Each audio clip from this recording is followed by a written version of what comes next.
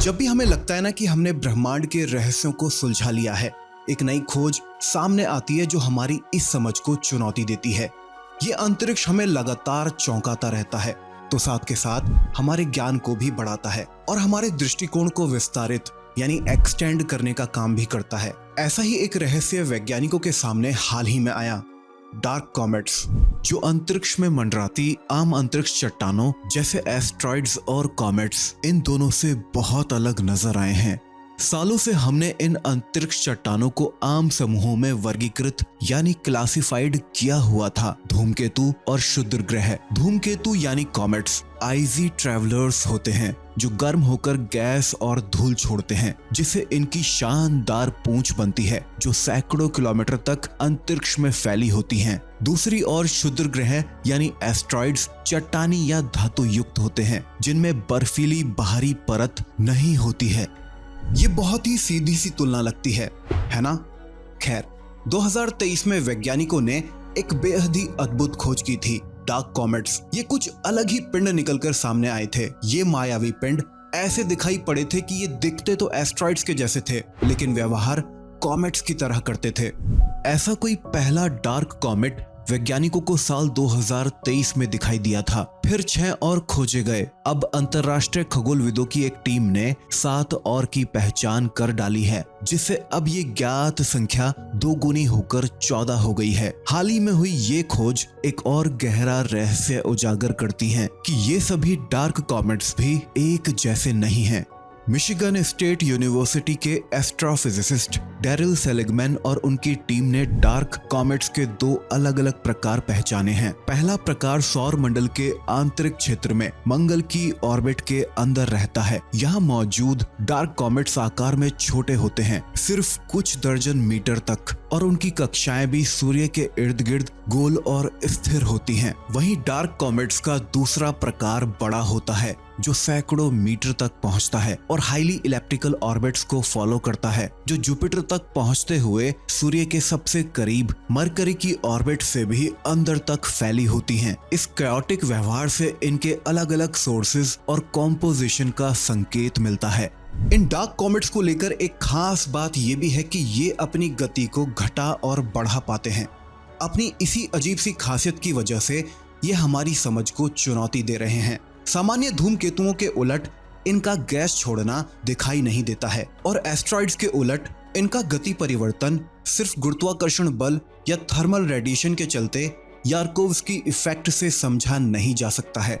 यारकोव्स्की effect दरअसल एक खगोलीय घटना है जो छोटे खगोलीय पिंडों जैसे एस्ट्रॉइड्स की गति को धीरे धीरे बदल देता है। यह प्रभाव तब होता है जब ऐसा एक पिंड सूर्य की रोशनी को अवशोषित या सोख लेता है और बाद में उस ऊर्जा को गर्मी के रूप में दोबारा से रेडिएट करता है। सरल शब्दों में, जब सूर्य की किरणें किसी एस्ट्रॉइड पर गिरती हैं तो उसकी सतह गर्म हो जाती है। फिर जब वह सतह रोटेशन के कारण सूर्य से दूर जाती है तो वह गर्मी को अंतरिक्ष में रेडिएट करती है। यह गर्मी का विकिरण एस्ट्रॉइड पर हल्का सा बल डालता है, जिससे उसकी ऑर्बिट में बहुत धीमी गति से बदलाव होता है। यही यारकोव्स्की इफेक्ट कहलाता है। इस इफेक्ट की खोज Polish Russian civil engineer Ian Osipovich Yarkovsky ने की थी। यहाँ ध्यान में रखने वाली बात यह है कि ये प्रभाव बहुत धीमा है, लेकिन एक लंबे समय में यह एस्ट्रॉइड की कक्षा को काफी बदल सकता है। यारकोव्स्की इफेक्ट खगोलीय पिंडों के अध्ययन में मदद करता है, जैसे पृथ्वी से संभावित टकराव वाले एस्ट्रॉइड्स की कक्षा को समझने में। अब क्योंकि इन डार्क कॉमेट्स की कोई पूंछ नहीं होती जिसे हम पहचान सकें, इसीलिए इस बात का साफ संकेत है कि सामान्य एस्ट्रॉइड्स की तुलना में इनमें एक्सेलरेशन ज्यादा होता है। इसीलिए इन्हें सिर्फ गुरुत्वाकर्षण बल या यारकोव्स्की इफेक्ट से नहीं समझा जा सकता है। जेट प्रपल्शन लेबोरेटरी से नासा के खगोलविद डेविड फरनोकिया का कहना है कि इनकी गति में छोटे बदलाव छुपे हुए वाष्पशील पदार्थों की ओर इशारा करते हैं। ये पदार्थ वास्तव में क्या हो सकते हैं, यह अभी भी एक रहस्य है। डार्क कॉमेट्स का महत्व एकेडमिक क्यूरियोसिटी से कहीं परे है। सेलिगमैन की शोध से पता चलता है कि ये वस्तुएं पृथ्वी पर जीवन के विकास के लिए जरूरी वाष्पशील और जैविक पदार्थ ला सकती हैं। हमारे ग्रह की रहने योग्य स्थिति को आकार देने में इनकी भूमिका एक आकर्षक प्रश्न है। जितना ज्यादा हम इनके बारे में जानेंगे, उतना ही बेहतर हम अपने ग्रह की उत्पत्ति में इनकी भूमिका को समझ पाएंगे। इन रहस्यमयी चट्टानों के बारे में हम अभी भी बहुत कुछ नहीं जानते हैं। क्या इनमें बर्फ है या ये कुछ और छोड़ रहे हैं जिससे ये अजीब तरह से गति में बदलाव कर पाते हैं? इनकी दो अलग अलग पॉपुलेशंस क्यों हैं और सौर मंडल में इनकी संख्या कितनी है? आपको याद होगा एक रहस्यमय अंतरिक्ष पिंड। जी हाँ, मैं यहाँ ओमुआमुआ की बात कर रहा हूँ, जो साल 2017 में पृथ्वी के काफी करीब से होकर गुजरा था। ये सौर मंडल से गुजरने वाला पहला इंटरस्टेलर ऑब्जेक्ट था जिसका आकार एक सिगार के जैसा था। ये दायरे में लगभग 800 मीटर लंबा और 80 मीटर जितना तक चौड़ा था। ओमुआमुआ का आकार और इसकी चमक 7 से 8 घंटे के अंतराल पर नाटकीय रूप से बदलती दिखी थी, जिसे इसकी पहचान में उस वक्त काफी मुश्किलें पैदा हुई थी। यह पिंड सौर मंडल के बाहर से आया था और इसकी गति ने वैज्ञानिकों को इसे एक अनोखा ऑब्जेक्ट मानने पर मजबूर किया था। उस समय इसके बारे में कई सिद्धांत दिए गए थे, जिनमें इसे एक एलियन अंतरिक्ष यान या एक धूमकेतु मानने की बातें शामिल थी। हाल के अध्ययनों से पता चलता है कि ओमुआमुआ संभवतः एक हाइड्रोजन बर्फ का टुकड़ा था जो गहरे अंतरिक्ष से आया था। इसकी अजीब गति और व्यवहार ने वैज्ञानिकों को इसके बारे में कई प्रश्नों के उत्तर खोजने के लिए मजबूर किया है। फिलहाल ओमुआमुआ कॉन्स्टेलेशन पेगासस की ओर बढ़ रहा है। यह हमारे सौर मंडल से बाहर की ओर निकल रहा है। इसकी गति लगभग 1,12,000 किलोमीटर प्रति घंटा तक है। ओमुआमुआ 2025 के अंत तक काइपर बेल्ट के किनारे तक पहुंच जाएगा और नवंबर 2038 में यह हीलियोपोस तक पहुंच जाएगा, जो हमारे सौर मंडल का आखिरी बिंदु है। इस प्रकार ओमुआमुआ अब सौर मंडल के बाहरी हिस्से की ओर बढ़ रहा है और इसे फिर से देख पाने की संभावना अब नहीं है। अब इसके इस अजीब से एक्सेलरेशन को लेकर कई वैज्ञानिकों का मानना है कि ये भी एक डार्क कॉमेट हो सकता है। खैर, अब ये था या नहीं, ये तो अब हम कभी नहीं जान पाएंगे, क्योंकि अब यह हमारी पहुंच से काफी दूर निकल चुका है।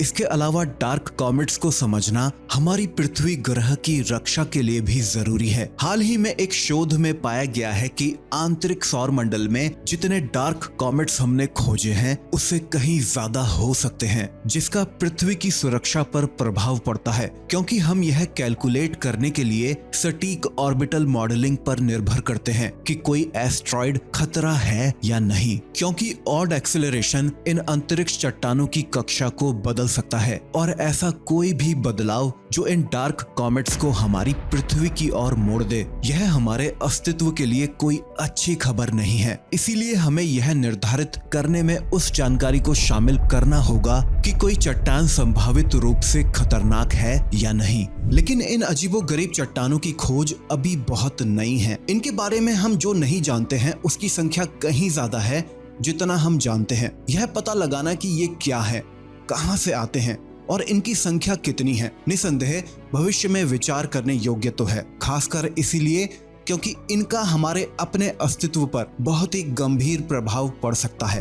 हो सकता है ऐसा कोई डार्क कॉमेट कई सदियों से अपनी गति में बदलाव कर भी रहा हो, जिससे इसकी ऑर्बिट में धीरे धीरे बदलाव आना शुरू भी हो गया हो। निकट या दूर भविष्य में ऐसे समीकरण बन सकते हैं जिससे इस डार्क कॉमेट की दिशा इसे हमारी पृथ्वी की ओर धकेल दे। वैसे आपका इन डार्क कॉमेट्स को लेकर क्या विचार है? नीचे कमेंट सेक्शन में आप अपनी राय मेरे साथ शेयर कर सकते हैं। और अगर आपको आज की ये वीडियो पसंद आई है तो अब आप ये वीडियो देखिए, जिसमें हमने बात की है कि कैसे यूरेनस अजीबोगरीब तरीके से लगातार ठंडा होता जा रहा है और इसके पीछे हमारा अपना सूर्य जिम्मेदार है।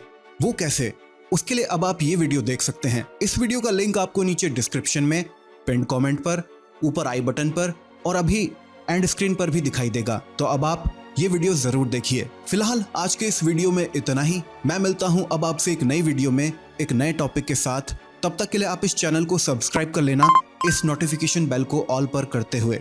और अगर आपका इंटरेस्ट हॉरर कंटेंट में है तो आप ये चैनल भी चेकआउट कर सकते हैं। चलिए, ख्याल रखिएगा अपना। जय हिंद।